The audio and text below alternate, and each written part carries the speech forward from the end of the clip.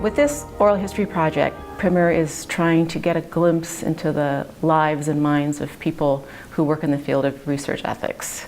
So let's see, I'm a child of the 70s. I was born in 1970 and for the most part grew up in upstate New York, in Syracuse, New York, where my father's family's from. My mom's family's from Buffalo, and I'm the oldest of three. I've got a younger sister and a younger brother, and we're about 3 years apart each. So, well, I like books a lot. Yeah, I would say I was a good student in school. I think I was probably sort of a rule follower. Maybe that's a first child thing, I don't know. But while I like playing outside and all those things, I also like books. I wasn't particularly athletic, although you play all the outdoor sports with your friends. But I was by no stretch of the imagination a jock. I liked school and I liked playing as well, and liked books. And usually, if we were going on a long family car ride somewhere, it was books that I brought along. Of course, there were no games at that point quite yet, or at least none worth bringing along with you. My mom encouraged a very wide range of reading. So it was everything from the things you might expect of a growing boy, the Hardy Boys sort of things when I was younger, and then as I got older, the Tolkien books, Lord of the Rings trilogy and The Hobbit and those sorts of things. And then by the time I was probably middle school age, I don't know why, but my mom would get me books. She was a nurse, as I said, and was a working nurse, and so she would bring me first perspective books written by nurses working in the hospital and the sort of things that they were dealing with. And then probably it must have been the mid to late 1980s when HIV sort of appeared on the scene, and my mother was a floor nurse in a hospital, and Mom had a lot of patients. It was a unit where AIDS cases were coming to live out their final days.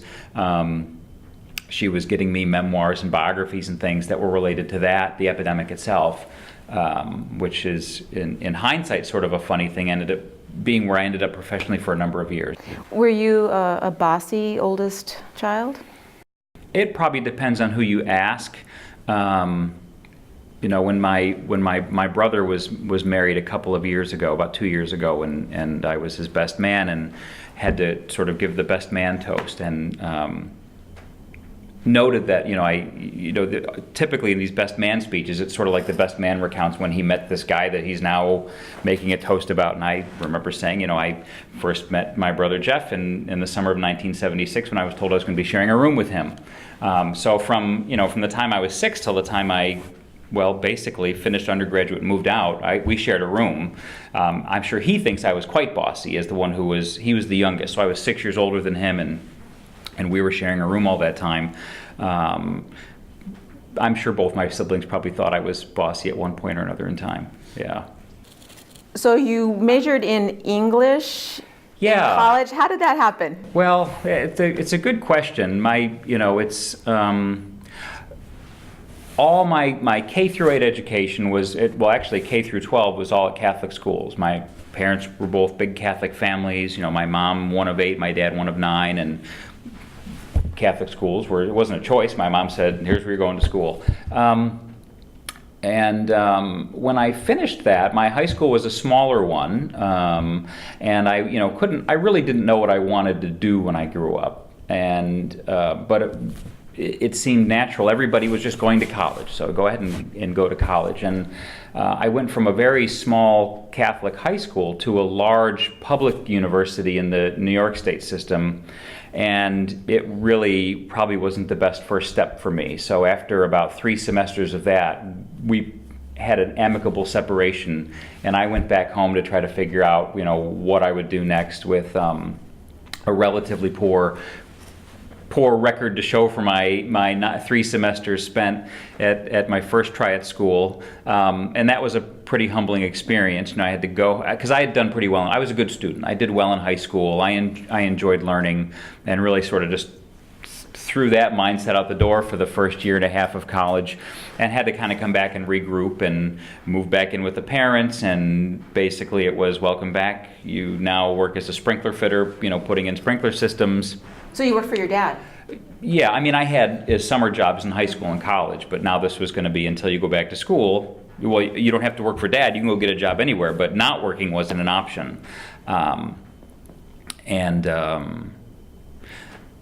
it didn't take long to realize I probably did want to get back into academics. Fabricating pipe and hanging sprinkler systems was not what I envisioned as a long-term career goal. Even if I didn't know what I wanted to do when I grew up, I knew it wasn't that. So, fortunately, when I was in high school, being a decent student, I had the opportunity to take some summer classes at Lemoyne College, which is a small Jesuit college in the city of Syracuse. And so I reached out to the guy that had run that program and said, I just had really a bad year and a half of school and I sort of need to reboot things. I don't know if reboot was a phrase at the time, but I need to restart things. And probably the highlights of my college transcript so far are the 2 summer classes I did really well with here at Lemoyne. And they basically helped me find a path to get back into school that included sort of some repair work at the local community college for some of the basics so that I could show them that I could do the work, even though they sort of knew that, and then went back in there. But my college experience changed from that point on. I couldn't afford to live on campus and things. I stayed with my parents and lived there and went back into my studies. And not being sure what I wanted to do, I enjoyed school, high school in particular, and I thought, well, maybe it would be interesting to be a teacher, and talked to some of my old teachers, and Lemoyne had a good teacher training program, an education program. So my major's in English, and I sort of minored in education, and decided to give that a go, and I liked it. It was either history or English, and somehow English sort of won the day. I don't actually even remember why at this point, other than I had to pick something. So I marched on through undergraduate that way, and by the time I was finishing undergraduate, my then girlfriend, now wife, we had met in high school, she was finishing her undergraduate at Syracuse University, and we said, well, let's get married and move. I wanted to move to Arizona, and that wasn't happening, so we sort of drew a circle on a map that was a day's drive from her parents and ended up in the Carolinas as being good weather, good economy, good, graduate schools if we were ready to do that at some point. And so we, finished school in May, married in July, and moved in August, and just sort of on a whim moved to the Carolinas. Oh, and I had to find a state that would take my New York teaching license so I could get a job in relatively short order. Here I am going from sort of, culturally isolated upstate New York suburbia Catholic schooling to Vance County schools in the city was Henderson, North Carolina, up by the Virginia border, and teaching high school without really much experience. It was sort of my first real world job. And it was an adventure for a couple of years. I learned a lot about myself and about the world. I was I think it was one of my coworkers at the time described the school district and the community as hardscrabble, and that was probably a really apt description. It was a town that had largely been built on tobacco farming, and tobacco farming was sort of losing some of its luster. It was at a time this is the early 90s, 93, 94 in there, where North Carolina had a large number of both migrant workers coming through in the summers, but many of them putting down roots and staying. So we had a school population that had a growing and rising number of Hispanic and Latino youth. It had a large black population and probably a similar sized white population that was really rooted in this community. It was sort of mind-boggling to these kids that I'd picked up and left from New York because they didn't understand. They thought I was from New York City. Everything New York is not a state, it's a city. So I could draw maps all day long that here's New York City down in this corner, and then you drive up west, 6 hours later you'll be in Syracuse. No, you're from New York City. So many of them had never left their county except for maybe a field trip to Chapel Hill, an hour away. And a lot of them probably were never really didn't have expectations that they were going to leave their place. So just being I had not traveled extensively up to that point, but I knew there was certainly a wider world than Henderson, North Carolina. And that was definitely a really eye-opening thing, to be in a place where, there was not a whole lot of expectations that life was going to offer these kids much to do. So take me from being an English teacher to your next step. Yeah, so that's, it's always sort of interesting when I explain to people who want to know how I kind of ended up in IRB world, how I ended up in IRB world, because nobody has sort of a real straightforward path to it, or at least historically haven't. And yeah, I was a former English teacher, and in North Carolina, if you were a teacher, you were part of the state employee system, even though you worked with a contract for the county. And so to maintain state employment, I thought, well, I'll just go find a job at UNC Chapel Hill, University of North Carolina at Chapel Hill. We were living in Durham, which is 5 minutes away, and it made a lot of sense. So you do what any English teacher does, you get a job in dental research, because that's where you could find a job. And so that's what I did. I ended up primarily in dental research. They had a clinical research unit. They needed somebody that could sort of, if needed, type a memo, that could manage a schedule, that could deal with patients and doctors and research subjects. And that's where that sort of that liberal arts education paid off. I could sort of do all those things, and I could at least learn the things I didn't know off the bat how to do. People say, well, you went from teaching high school to working in dental research. How? I mean, that's where I could find a job, so that's what I did. And I was doing that, and really at that point, knew almost nothing about IRBs. It had been my first experience I should back up a little bit. It had been my first working experience for IRB. One thing I didn't mention before, in college, to make money, I was a research subject quite often. I did some phase 1 studies, and all at the hospital where my mom was a nurse. She knew I was looking to make money, so she would, get the number to call, and she would sort of help me vet what studies to be in. Say, well, that one sounds like it's going to be really uncomfortable, or you won't enjoy it, or that one seems pretty benign.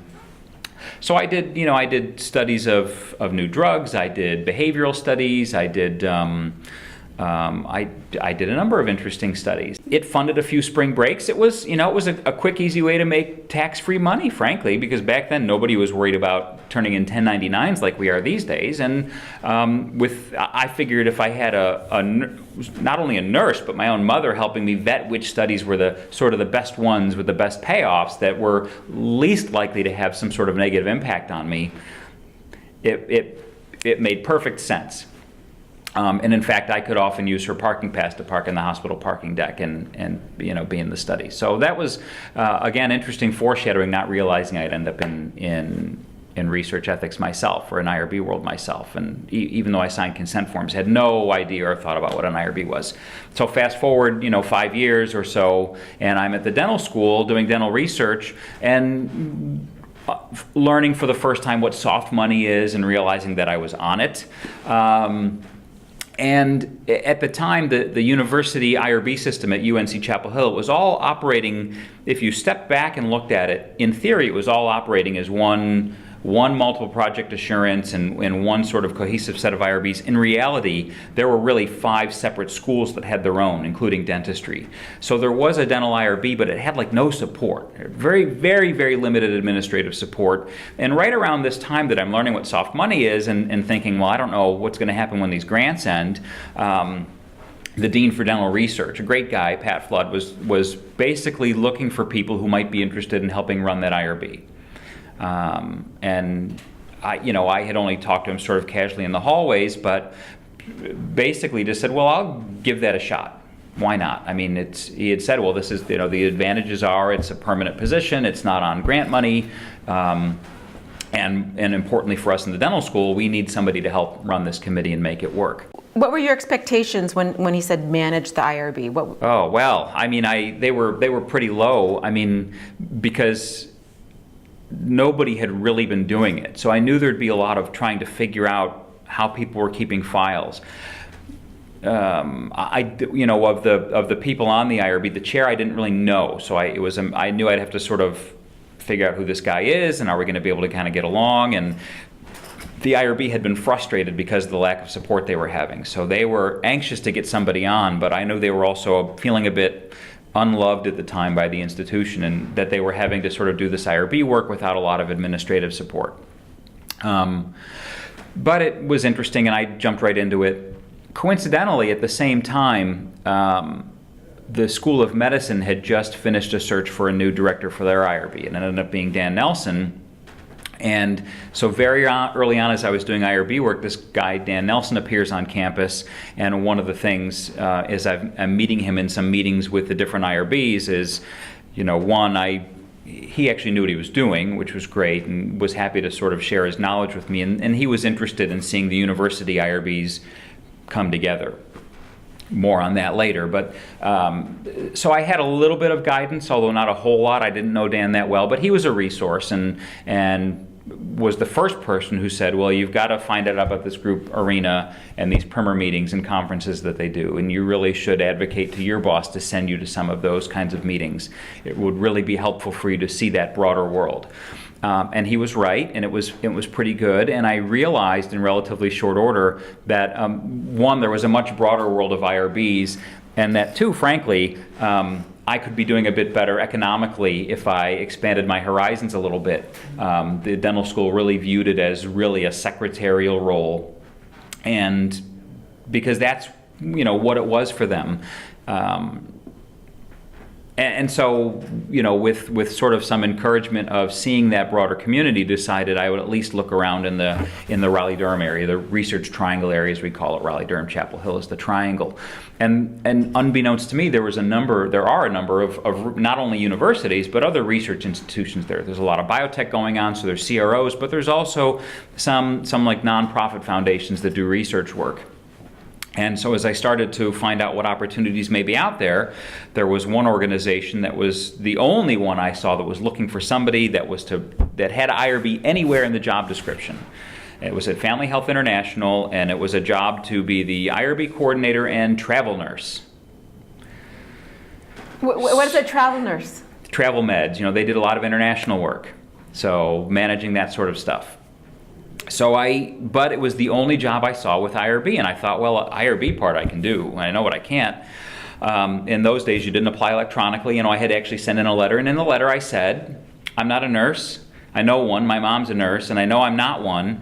But if what you really need is an IRB person, and that's the more important thing, because the job was like IRB something and travel nurse, then I would be interested in just that part of the job. And there was no reason not to send the application. There were so few IRB jobs that were right in the immediate area that it seemed like what was the harm in applying? Well, lo and behold, they called back, and I remember Mike Abramson at this place was the director of HR, and I remember because I remember saying to him, are you sure you want me to come in and talk about this job? Because I'm not a nurse. I'm not even in nursing school. That's a no-go for me. So if it's really just a courtesy, don't feel obligated to bring me in. And the take-home message was, well, out of all the applicants, we had lots of nurses and only one person that knew what an IRB was. And honestly, he said, that's our more immediate need. We can farm out the travel nursing stuff to a health clinic or something. And so just like that, I was sort of the go-to IRB at this. It was a nonprofit, public health-focused research organization, mostly working in women's health, reproductive health research, contraceptive development and technology, and HIV. Now, did you have enough experience from your dentistry IRB? I knew just enough to be dangerous. I knew just enough to be dangerous, and in fact, the one thing I told myself, and even told a few people who said, "Really, are you going to go? You're going from dental research where you've been working in these regulations a little bit to this." And I said something along the lines of, well, teeth or testicles, it's the same regulation, so I think I can make that work. I know the regulations. By that point, I had learned them well enough to get a basic understanding of them and realized I'd be applying the same rules, just in a different research context. I didn't realize naively at the time how big a different research context, but a different research context. But nonetheless, the rules were the rules, and the person that I was coming in behind had sort of a well-organized system. Family Health, it was at the time called Family Health International. It then became FHI, and now FHI 360. But when I was there, it was FHI. And, FHI had a really interesting research portfolio in that almost all of it was conducted overseas and mostly in low-resource settings. Southeast Asia, Sub-Saharan Africa, at the time a little bit in Latin America. But they had to follow the U.S. rules. That was sort of went along with it. And it was a very different IRB model than I was used to. but in a good way. Whereas at most universities, like where I am now, your IRB members are mostly faculty. You get one or two outsiders to meet the regulatory requirements, and you're non-scientists, and you're sort of good to go. At FHI, for whatever reason, and I think it was, the organization wasn't that big, so there weren't a lot of layers. And at one point, some of the really high up leadership in there decided that because of the nature of their research, which again was around, contraception and family planning and sexually transmitted diseases and HIV, that they wanted to have everything from an ethical standpoint look to be above board. So rather than have mostly insiders with the requisite non-affiliated members, they had all unaffiliated members. The whole IRB was unaffiliated, and in fact, nobody from the institution sat on the IRB for almost the whole time that I was there. And so that allowed them to have sort of an unfiltered, unbiased critique of their research, and they did a pretty nice job putting the IRB together. They had a very highly regarded mix of professionals. In fact, when I started, our chair was the dean of the divinity school at Duke, and one of our members was Jeremy Sugarman, who was really, at the time, this was 98, I guess, he was really in the midst of a meteoric rise to being one of the best nationally known bioethicists, and here he was on our IRB, because he was at Duke University at the time, which was just down the street. So it was a very different IRB environment. It was well organized. It was well supported by the institution. The IRB office reported right to the CEO. It had buy-in from top leadership, and it really had an exemplary panel of IRB reviewers, of IRB members. And so it was really a wonderful experience to sort of step into that and to see how an IRB could be.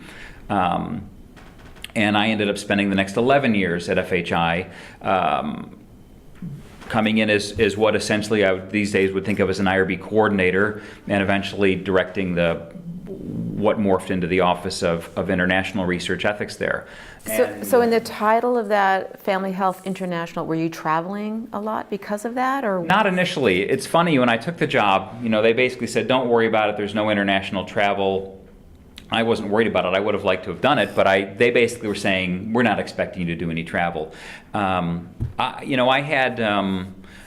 was very fortunate. So this was really my first, this I consider to be my first real job. This was in an office building. It was in not a corporate environment. It was sort of quasi-academic and quasi-not, but it was much different than the university setting. Even though we had scientists who were writing papers and those things, it was really a step up in that sense. There was no more wearing my Levi's to work sort of feeling about it. I had an excellent boss who had been sort of handed he was not an IRB guy either, but he had been, when they reorganized at some point, he had grabbed the IRB. He was an endocrinologist, Dr. Roberto Rivera, who was originally from Mexico and had been a researcher himself and ended up in this corporate structure of this nonprofit organization. And he was really keen on professional development. He continued to push me to stay in touch with things like Primer, because he really wanted me to handle the IRB issues for him. He wasn't going to micromanage it, and really wanted to have a content expert on these things in-house. So he really encouraged that level of professional engagement and professional development for myself, to the point where several years later I ended up going back and getting a master's in public health, because that was the kind of work that we did. And he was just a fabulous mentor, both in terms of not just encouraging me to go out and do external professional development, but really teaching me to be a professional person, how you handle yourself in meetings with angry investigators, how you handle yourself in dealing with senior management, right across the board. So it was really, I learned a lot from working with Roberto from the time I started until the time he retired. And he really had me prepared to basically follow him into the director role for that office, even though I wasn't a physician and hadn't really been a scientist. So, which you did then, you followed. I did, you became director. By the time he had retired, I had the office had developed a little bit, and I had a really vague title when I started there. but I ended up being the associate director under him and really running the IRB as he dealt with other things. And then when he left, I moved up into that slot. You know, one of the amazing things that FHI did, and I really mean amazing because I haven't seen any other institution that does this, is that they recognized that their studies were going on all over the world in these really challenging places, that their institutional review board was essentially it really was mostly a group of American professionals and scholars and academics sitting around reviewing studies in Nepal or in Kenya or in Thailand, and thought, I think, really smartly that, you know, if they're going to review these studies, they ought to understand the context in which we're working. And so starting around 2000, must have been around 2000 or 2001, we met with senior leadership and decided that we would pick a very small, you know, this wasn't post-approval monitoring, this was really, and it wasn't a junket, but it was a sense we're going to pick some of our studies that are maybe the more ethically challenging or that perhaps have the potential for ethical dilemmas, and we're going to send me, Dave, out with one or two board members on probably an annual basis, as long as we can sustain that financially. And you're going to go out and meet with our country offices, you're going to go to study sites and meet with the investigators that we work with, you're going to meet with local IRBs, community advisory boards, study subjects. And so that started a pattern of going to, again, either Africa or Asia on a fairly regular basis. And how was that? That was really very interesting. You know, I remember when I was leaving FHI after 11 years there, and we had a nice little going away party sort of thing for it. And after the president of the organization spoke, I really, in a heartfelt way, said, you know, when I took this job, I didn't have a passport. My international travel had been to Canada to go to Niagara Falls when you didn't need a passport to get there. And that I had grown professionally, certainly academically and getting my master's degree, but I had also, gone from being a guy, a former high school teacher from upstate New York to what I really felt was like a citizen of the world. I learned a lot by traveling abroad, and I think particularly to places that were, these low resource settings. It was no longer a commercial on TV asking for fundraising. You were walking through a slum because that's where you had a research study. You were going to a brothel because that's where we intercepted and had research subjects. And I was really exposed to the gritty side of life through that job in a way that was really fundamentally changing in your worldview. I remember my IRB chair and I we had been in India to review some research studies, and by that point I had a young child of my own, and here we were walking through slums where you'd see a 6-year-old with a 2-year-old on their hip out begging for money, or we'd go to a itinerant camp of rag pickers and snake charmers, and they would send their kids out all day long to find recyclables that they could send out. And these were like kids my kids' age who weren't going to school, they weren't eating 3 squares a day, and they were sleeping under a tarp in this sort of itinerant camp. And so you really got exposed to a very different side of life than suburban, white, central New York, Catholic school sort of raising. And I don't know, I can't imagine who could not go to that and be just changed and challenged in, spiritual ways, emotional ways. Whether you have kids or not was irrelevant at some point. I mean, you were exposed to it, and it's amazing how the world is different in the ways that some people have to spend their lives. One of those phrases these days is first world problems, and boy, we sure do get bent out of shape about Facebook privacy policies. How bent out of shape would we be if we had no food, or you felt like you had to send your young child off to beg for money all day long. So it was really a remarkable experience, and in that got to spend a lot of really interesting time with these people who were on our IRB, who were really, I mean, way ahead of me intellectually and in their experiences in the world, and sort of growing professionally and maturing and learning to mature in different ways because of having to spend time with them. So let me ask you then, with regard to your work at FHI, these study sites that you were visiting, were these American researchers doing Sure. American research studies there, or were they local researchers and scientists, or how did that work? So FHI was a highly collaborative institution. In fact, as I mentioned, my boss had been a researcher that collaborated them with Mexico in Mexico back in the 1980s and ended up going to work for them. But our typical model was, FHI was based out of North Carolina, because that's where it got its start. It spun off of one of the local universities when a big contract or grant was landed at some point in the probably around the same time Primer started, early to mid 1970s. And their model was that they had a small headquarters, relatively small headquarters in North Carolina, in the Research Triangle Park area, but we had at any given time between 30 and 40 country offices. That was our real presence in the world. So in Kenya we had at least one country office. In bigger countries there'd be several. We had a headquarters for Africa in Kenya, we had a headquarters for Asia in Bangkok, and we were really about collaborating. We certainly drove the science, in my opinion, and helped design the trials, but we did find local collaborators to work with. They were fully invested in the process, and when we went to sites, for example, for an IRB oversight trip, we were certainly, our home base would have been the FHI office, but in the field, these were the local investigators from local universities and institutions that we worked with and who were sort of running things on the ground.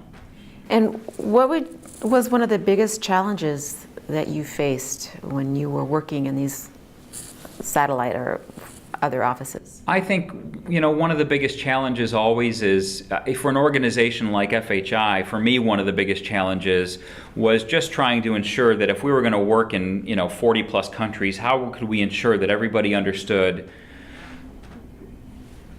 what our ethics review, we call it the Protection of Human Subjects Committee, what do the PHSC committee reviews really mean to them?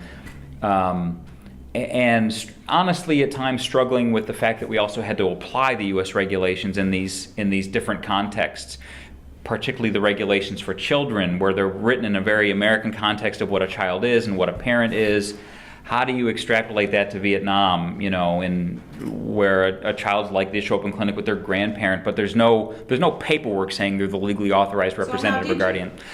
We looked for flexibility in the regulations as best we could. One of FHI's biggest funders was USAID, and in one of the sort of the crazy quilt things of our common rule system, USAID was not signatory to subparts B, C, or D. So technically those rules didn't apply. Now as an organization, we applied them. But for example, we had one interesting study that was going to take place in Vietnam, and it involved trying to look at ways to in the large scheme of things, it was an HIV prevention project. In that part of Asia, a lot of HIV transmission is through needle sharing, through injecting drug users. And so we were trying to intercept people as they were coming out of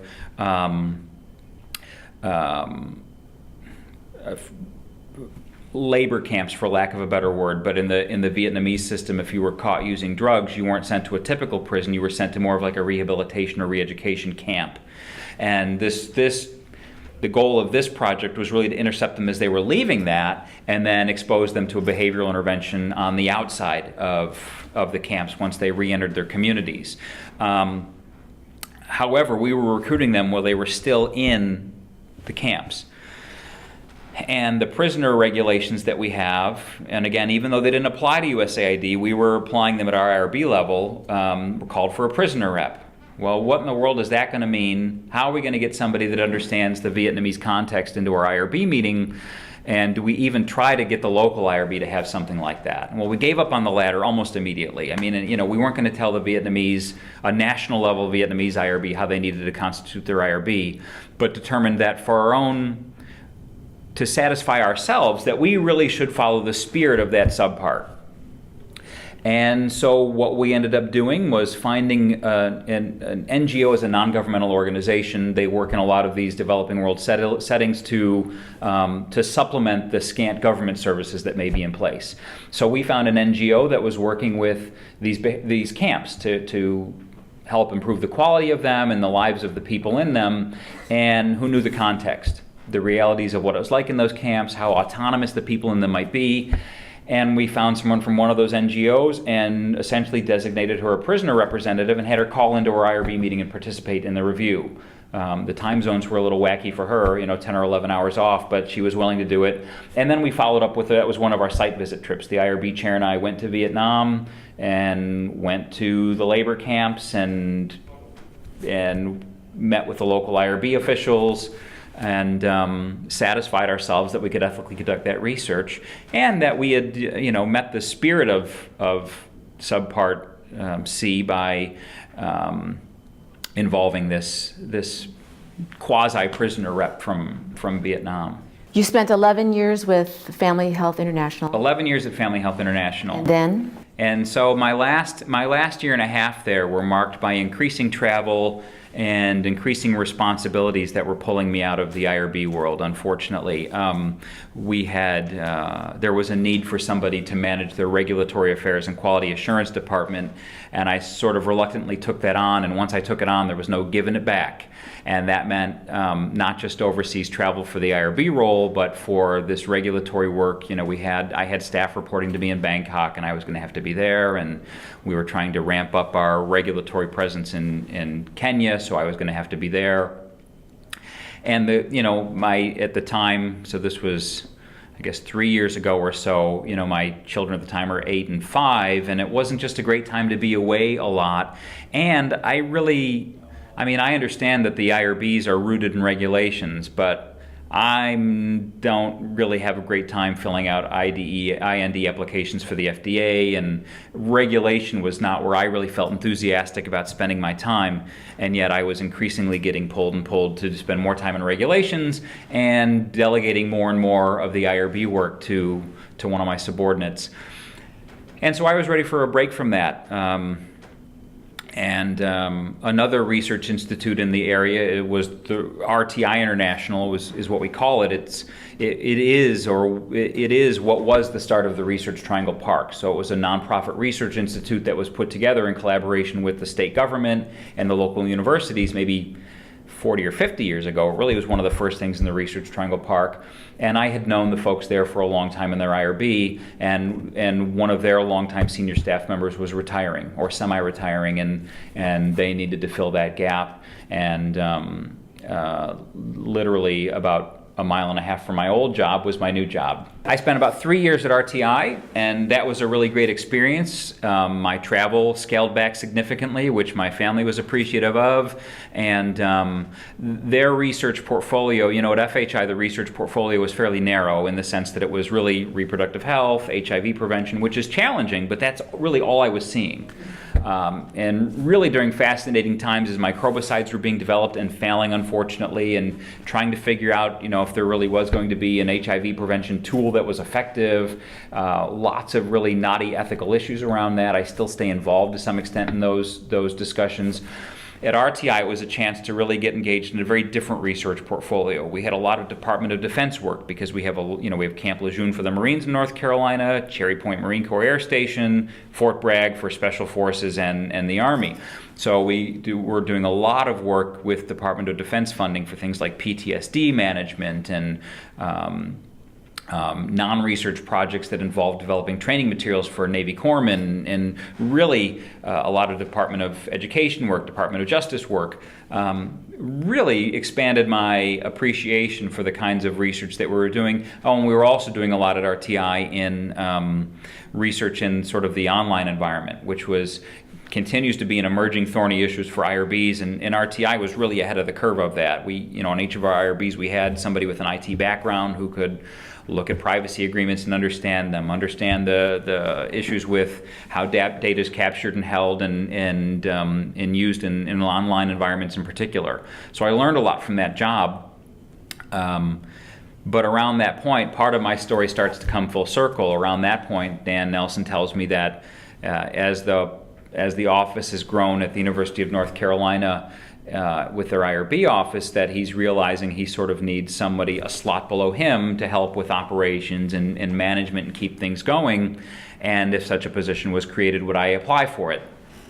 Because I'd probably be a good candidate for it. And since my time of having left the university at this point, 12 and a half, 13 years before, I had kept in touch with Dan. We have done Primer at Your Doorstep programs together. We moved through the arena leadership sort of ladder together. And in fact, we still currently co-chair a subcommittee of the SACHARP, the Secretary's Advisory Committee on Human Research Protection. So the chance of going and getting a chance to potentially work with Dan again rather closely was really an interesting opportunity to consider. It was a tremendous change from what I had been doing in IRB world, in that, the UNC system IRB for Chapel Hill is sort of we cover the whole campus operation. So going from, less than 1,000 protocols a year to 4,000 to 5,000 active protocols at any given time. We're a comprehensive cancer center. We've got a burn unit. We've got, specialized hospitals. So it was really going to professionally also round out my experiences in the IRB world. And they were also in the midst of going through AHRB reaccreditation. So it was also a chance to get a taste of that.